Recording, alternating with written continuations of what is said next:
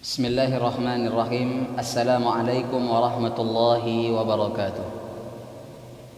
Innal hamdalillah nahmaduhu wa nasta'inuhu wa nastaghfiruh wa na'udzu billahi min shururi anfusina wa min sayyiati a'malina. May yahdihillahu fala mudilla lahu wa may yudlilhu fala hadiya lahu. Asyhadu an la ilaha illallah wa asyhadu anna Muhammadan abduhu wa rasuluhu la nabiyya wa la rasula ba'dahu amma ba'd. قال الله تعالى في القرآن الكريم بعد أن أعوذ بالله من الشيطان الرجيم بسم الله الرحمن الرحيم يا أيها الذين آمنوا اتقوا الله حق تقاته ولا تموتن إلا وأنتم مسلمون وقال يا أيها الذين آمنوا اتقوا الله وقولوا قولا سديدا يصلح لكم أعمالكم ويغفر لكم ذنوبكم ومن يطع الله ورسوله فقد فاز فوزا عظيما. وقال تعالى يا أيها الذين آمنوا اتقوا الله ولتنظر نفس ما قدمت لغد واتقوا الله إن الله خبير بما تعملون. صدق الله العظيم.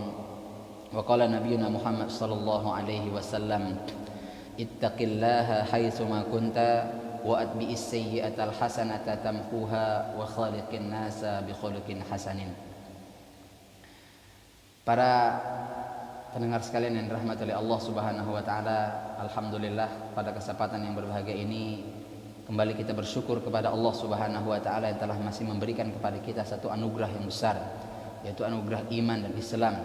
Karena dengan kedua nikmat ini Allah Subhanahu wa taala mengizinkan hambanya untuk bisa masuk ke dalam surganya Allah Subhanahu wa taala yang lebarnya seluas langit dan bumi, yang mana Rasulullah sallallahu alaihi wasallam sebutkan di dalam hadis qudsi. Allah Subhanahu wa taala berfirman, a'adtu li ibadi salihin ma ainun ra'at wala udhunun sami'at wala khatara ala qalbil bashar. Aku persiapkan bagi hamba-hambaku yang saleh apa-apa yang belum terlihat oleh matanya dan apa-apa yang belum terdengar oleh telinganya dan yang belum pernah terdetik dalam pikirannya. Salawat dan salam kepada baginda Muhammad Rasulullah sallallahu alaihi wasallam, kepada para sahabat, keluarga, tabi'in, tabi'ut tabi'in, serta orang-orang yang sikoh menapaki sunnah-sunnah beliau sampai hari kiamat kelak. Sang pembawa risalah, Nabi terbaik, Nabi yang mendapatkan rekomendasi bahwasanya seluruh aspek kehidupannya merupakan uswah yang patut kita contoh. Allah Subhanahu wa taala sebutkan, laqad kana lakum fi rasulillahi uswatun hasanah liman kana yarjullaha wal yawmal akhir wa dzakarallaha katsira. Dan juga Allah Subhanahu wa taala memberikan rekomendasi kepada kita bahwasanya Nabi sallallahu alaihi wasallam merupakan manusia yang paling agung secara akhlak. Allah Subhanahu wa taala sebutkan, wa innaka la'ala khuluqin azim. Sungguh engkau ya Muhammad memiliki budi pekerti yang amat agung. Oleh sebab itu tidak ada suri tauladan yang paling baik yang untuk kita jadikan contoh idola kecuali Nabi kita Muhammad Rasulullah sallallahu alaihi wasallam. Mudah-mudahan kita mampu menjadikan beliau sebagai idola dan akan bersama beliau kelak di yaumul qiyamah di dalam surganya Allah Subhanahu wa taala. Para pendengar sekalian rahmati Allah Subhanahu wa taala, pada kesempatan siang menjelang sore ini sedikit kita akan mengkaji satu materi yang luar biasa yang mungkin sekarang orang banyak terlupakan dari membacanya, yaitu keutamaan membaca Al-Qur'an. Kaum muslimin yang dirahmati Allah Subhanahu wa taala, Kita tahu Allah Subhanahu wa taala menurunkan kitab-kitab samawi kepada para nabinya. Kepada Nabi Allah Ibrahim alaihissalam diturunkan suhuf Ibrahim. Kemudian Zabur diturunkan kepada Nabi Daud alaihissalam. Taurat Allah turunkan kepada Nabi Musa alaihissalam. Injil Allah turunkan kepada Nabi Isa alaihissalam. Sedangkan Al-Quranul Karim, penutup semua kitab, diturunkan kepada penutup para nabi, yaitu Muhammad Rasulullah sallallahu alaihi wasallam. Yang mana keutamaan Al-Quran dibandingkan dengan kitab-kitab samawi yang lain, ini merupakan kitab yang paling sempurna, yang tidak ada lagi penambahan dan pengurangan di dalamnya, yang semua telah lengkap, sehingga Al-Quran, kitab suci yang kita pegang ini, akan tetap original sampai yaumul kiamah. Tidak ada manusia, satupun manusia, bahkan Allah Subhanahu wa taala menantang siapa di antara mereka, bahkan mereka mengambil andat mereka untuk mengubah isi Al-Quran, mereka tidak akan mampu. Karena Allah Subhanahu wa taala berfirman, "Inna nahnu nazzalna dzikra wa inna lahu lahafizun."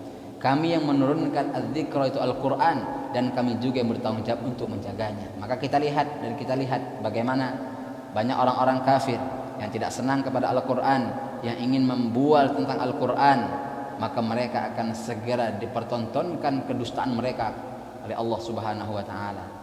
Maka para jemaah kaum muslimin dirahmati Allah Subhanahu wa taala, kita harus bangga memiliki kitab yang sempurna dari nabi yang luar biasa. Maka mudah-mudahan kita tidak menjadi orang-orang yang menghajar Al-Quran, di mana durasi kita dengan Al-Quran lebih sedikit daripada durasi kita bersama gadget-gadget kita. Kaum muslimin yang dirahmati Allah Subhanahu wa taala, membaca Al-Quran merupakan perdagangan yang tidak akan pernah merugi, baik di dunia maupun di akhirat. Kita pernah merasakan ketika kita membaca buku, kemudian ketika kita telah selesai membacanya, maka perasaan bosan untuk mengulanginya pasti ada dalam diri kita. Tidak ada ketertarikan untuk membacanya yang kedua kali. Kenapa? Kita sudah paham artinya, kita sudah paham maksudnya, dan kita tidak pengen mengulang yang kedua kalinya. Beda dengan Al-Quran. Berulang kali kita khatamkan Al-Quran di bulan Ramadan. Kita lihat Imam Syafi'i rahimahullahu ta'ala 60 kali menghatamkan Al-Quran. Tidak ada kata bosan dalam membaca Al-Quran. Luar biasa. Karena memang tidak ada kata rugi dalam membaca Al-Quran ini. Selalu Allah Subhanahu wa taala akan berikan kepada kita satu rasa yang berbeda ketika seseorang itu telah jatuh cinta kepada Al-Quran, maka dia tidak akan pernah bosan untuk membacanya. Makanya Utsman bin Affan radhiyallahu anhu pernah mengatakan, sungguh ketika seseorang dalam hatinya bersih, maka tidak ada kata bosan dalam membaca Al-Quran. Nah, kenapa? Kita lihat Imam Syafi'i rahimahullah ta'ala dan imam-imam yang lain, Utsman bin Affan, yang ketika wafatnya pun memegang Al-Quran dalam keadaan membaca Al-Quran. Kenapa mereka begitu antusiasnya dengan membaca Al-Quran? Kenapa mereka luar biasa? Jawabannya hanya satu, mereka tahu keutamaan yang besar di dalamnya. Mereka tahu bahwasanya yang paling cepat untuk menimbun pundi-pundi pahala di hadapan Allah Subhanahu wa taala yaitu adalah amalan Al-Quran. Karena Al-Quran setiap hurufnya akan Allah Subhanahu wa taala berikan pahala kepada kita. Allah Subhanahu wa taala sebutkan di dalam surah Fatir ayat yang ke-29 dan ke-30, Allah Subhanahu wa taala berfirman, A'udzu billahi minasy syaithanir rajim. Bismillahirrahmanirrahim. Alladzina yatluna kitaballahi wa aqamus salah wa أنفقوا مما مما رزقناهم سرا وعلانية يرجون تجارة لن تبور ليوفيهم أجورهم ويزيدهم من فضله إنه غفور شكور. Allah Subhanahu wa taala berfirman, sesungguhnya orang-orang yang selalu membaca kitab Allah dan mendirikan salat, menafkahkan sebagian harta mereka dari rizki yang kami anugerahkan kepada mereka dengan diam-diam dan terang-terangan, mereka itu mengharapkan perniagaan yang tidak akan pernah merugi, agar Allah Subhanahu wa taala menyempurnakan kepada mereka pahala mereka dan menambah kepada mereka dari karunia-Nya. Sesungguhnya Allah Maha Pengampun lagi Maha Mensyukuri. Imam Ibnu Katsir rahimahullahu taala berkata, qala Qatadah rahimahullahu taala, kana Mutarrif rahimahullahu taala idza qara'a hadhihi al-ayah yaqulu hadhihi ayatul Qur'an, ayatul Qurra. Qatadah yang wafat pada tahun 1118 Hijriah rahimahullah mengatakan, Mutarrif bin Abdullah yaitu seorang tabi'in wafat tahun 95 Hijriah, jika membaca ayat ini beliau mengatakan, ini adalah ayat orang-orang yang suka membaca Al-Quran. Lihat kitab Tafsir Al-Quranul Azim Ibnu Katsir rahimahullahu ta'ala. Dari manakah sisi tidak meruginya perdagangan dengan membaca Al-Quran? Yang pertama, satu hurufnya diganjar satu kebaikan dan dilipatkan menjadi 10 kebaikan. An Abi Abdullah bin Mas'ud radhiyallahu anhu yaqulu qala Rasulullah sallallahu alaihi wasallam man qara'a harfan min kitabillah falahu bihi hasanah wal hasanatu wa bi asyri amthaliha la aqulu alif lam mim harfun walakin alifun harfun lamun harfun wa mimun harfun. Abdullah bin Mas'ud radhiyallahu anhu berkata, Rasulullah sallallahu alaihi wasallam pernah bersabda, siapa yang membaca satu huruf dari Al-Qur'an maka baginya satu kebaikan dengan bacaan tersebut, dan satu kebaikan dilipatkan menjadi 10 kebaikan yang semisalnya.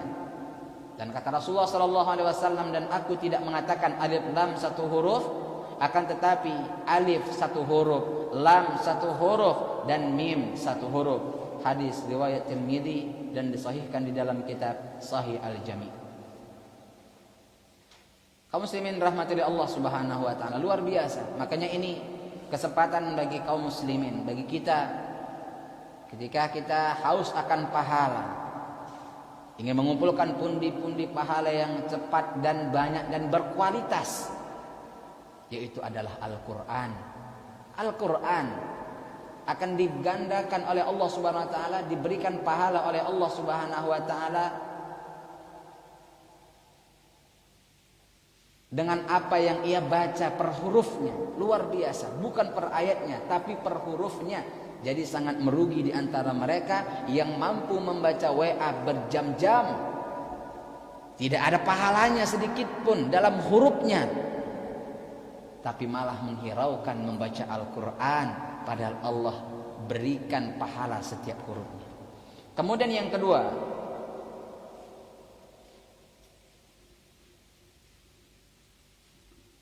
setiap kali bertambah kuantitas bacaan, itu bertambah pula ganjaran pahala dari Allah Subhanahu wa taala. An Tamim Ad-Dari radhiyallahu anhu qala qala Rasulullah sallallahu alaihi wasallam man qara'a bi mi'ati ayatin fi lailah kutiba lahu qunutu lailah. Tamim Ad-Dari radhiyallahu anhu berkata, Rasulullah sallallahu alaihi wasallam pernah bersabda, siapa yang membaca 100 ayat pada suatu malam, dituliskan baginya pahala solat sepanjang malam. Hadis riwayat Imam Ahmad, disahihkan di dalam kitab Sahih Al-Jami'.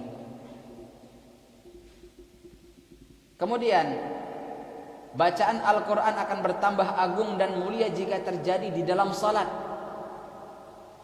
Maka bacaan Al-Quran itu yang agung, yang tadi diganjar oleh Allah Subhanahu wa taala 10 kali lipat, itu akan bertambah pahalanya ketika kita bawa di dalam salat kita.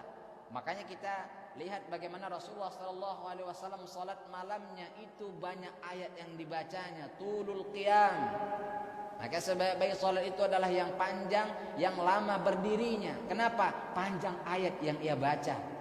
Maka di sini juga kita dianjurkan untuk bukan hanya sekedar membacanya, tapi kita dianjurkan untuk menghafalnya. Karena otomatis ketika hafalannya banyak, maka dia bisa mampu berdiri dengan panjang, lama. Tapi kalau hanya hafalan sedikit, hanya 3 kul saja, maka sudah dipastikan berdirinya tidak akan lama. An Abi Hurairah radhiyallahu anhu qala Rasulullah sallallahu alaihi wasallam ayuhibbu ahadukum idza raja'a ila ahlihi ayyajida fihi thalatha khalifati idhamin simanin qulna na'am ya Rasulullah qala falasalasu ayatin yaqra'u bihinna ahadukum fi salatihi khairun lahu min salasi khalifatin idhamin siman. Rasulullah sallallahu alaihi wasallam menyebutkan yang diriwayatkan oleh Abu Hurairah radhiyallahu anhu, maukah salah seorang dari kalian jika dia kembali ke rumahnya mendapati di dalamnya 3 onta yang hamil, gemuk serta besar? Maka para sahabat mengatakan, "Iya ya Rasulullah." Maka Rasulullah sallallahu alaihi wasallam bersabda, salah seorang dari kalian membaca 3 ayat saja di dalam salat itu lebih baik baginya daripada mendapatkan 3 onta yang hamil, gemuk lagi besar. Kemudian yang terakhir, keutamaan bagi mereka yang membaca Al-Quran, yang gemar membaca Al-Quran, cinta kepada Al-Quran. Quran itu akan menjadi penolong bagi kita, syafaat baginya di yaumul kiamah kelak. Karena kita tidak yakin dengan amalan yang kita punya diterima oleh Allah Subhanahu wa taala seluruhnya. Salat kita belum tentu khusyuk, sedekah kita belum tentu ikhlas. Maka kita bisa menjadikan handalan membaca Al-Quran ini, kita jadikan sebagai syafaat kita di kelak yaumul qiyamah. Rasulullah sallallahu alaihi wasallam menyebutkan, diriwayatkan oleh An Abi Umamah Al-Bahili radhiyallahu anhu qala sami'tu Rasulullah sallallahu alaihi wasallam yaqul iqra'ul Qur'an fa innahu ya'ti yaumal qiyamah syafi'an li ashabihi. Abu Umamah Al-Bahili radhiyallahu anhu berkata, aku telah mendengar Rasulullah sallallahu alaihi wasallam bersabda, bacalah Al-Quran karena sesungguhnya dia akan datang pada hari kiamat sebagai pemberi syafaat kepada yang membacanya. Hadis riwayat Muslim. Kaum muslimin yang dirahmati oleh Allah Subhanahu wa taala, masih banyak sekali keutamaan-keutamaan orang yang membaca Al-Quran. Maka cukuplah yang kami paparkan tadi sebagai motivasi bagi diri kita, agar kira-kira kita semakin semangat terhadap kitab suci kita. Yang dulu kitab suci yang Allah turunkan sebelumnya tidak ada ganjaran pahala sebagaimana Allah berikan kepada kita sekarang ini. Maka kaum muslimin rahmati Allah Subhanahu wa taala, mari kita kembali kepada Al-Quran. Jangan hanya marah ketika Quran kita dihina.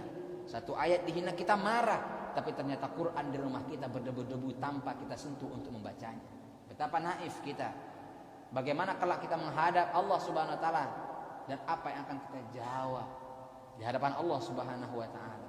Mudah-mudahan yang singkat ini mampu memberikan pencerahan kepada saya pribadi khususnya dan kepada kaum muslimin seluruhnya, agar kiranya kita semakin dekat kepada Al-Quran, semakin cinta kepada Al-Quran. Jangan bosan membaca Al-Quran, paksakan diri untuk membaca Al-Quran sebagaimana kita paksakan diri untuk mencari nafkah.